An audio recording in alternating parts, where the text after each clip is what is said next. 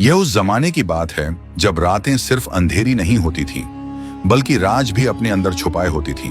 शहर के बाहर मिट्टी और पत्थर से बनी एक पुरानी बस्ती थी। न वहां महल थे, न बाजार की चमक, बस गरीबी, सब्र और अल्लाह पर यकीन। इसी बस्ती में एक आदमी रहता था।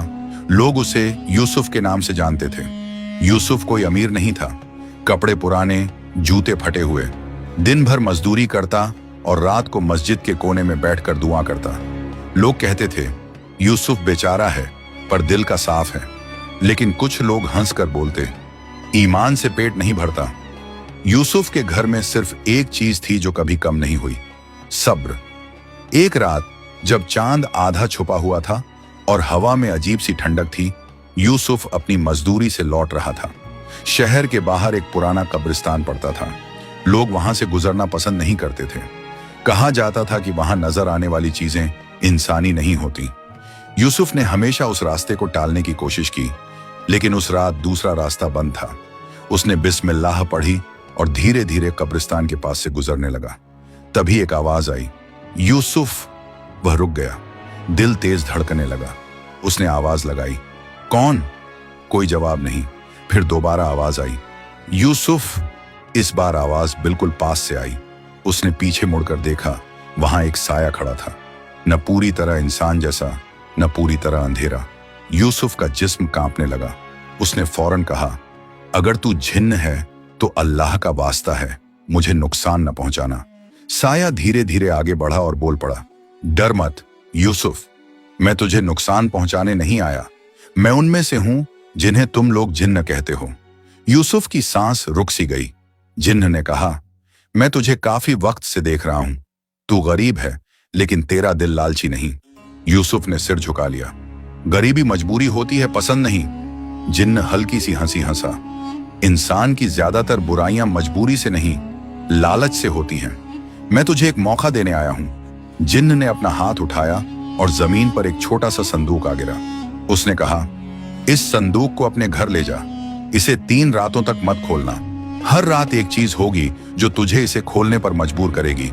अगर तूने खोल लिया तो तू भी उन लोगों जैसा बन जाएगा जो ईमान को दौलत के बदले बेच देते हैं। और अगर नहीं खोला तो अल्लाह तुझे वह देगा जो तू सोच भी नहीं सकता। याद रखना, यह इम्तिहान गरीबी का नहीं, ईमान का है। अगले ही पल जिन्न गायब हो गया। यूसुफ संदूक घर ले आया और उसे कपड़े से ढककर कोने में रख दिया। पहली रात उसके दिल में ख्याल आया, इसमें क्या होगा? शायद सोना। बस एक बार देखने में क्या जाता है। उसने खुद को संभाला, लेकिन तभी दरवाजे पर दस्तक हुई। बाहर उसका पड़ोसी खड़ा था, जिसकी आंखों में जलन थी। पड़ोसी ने कहा, यूसुफ, लोग कह रहे हैं कि तू आज कुछ कीमती चीज लाया है। यूसुफ ने फौरन दरवाजा बंद कर दिया।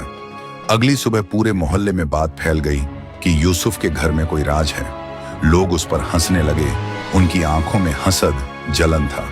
दूसरी रात और भी भारी थी।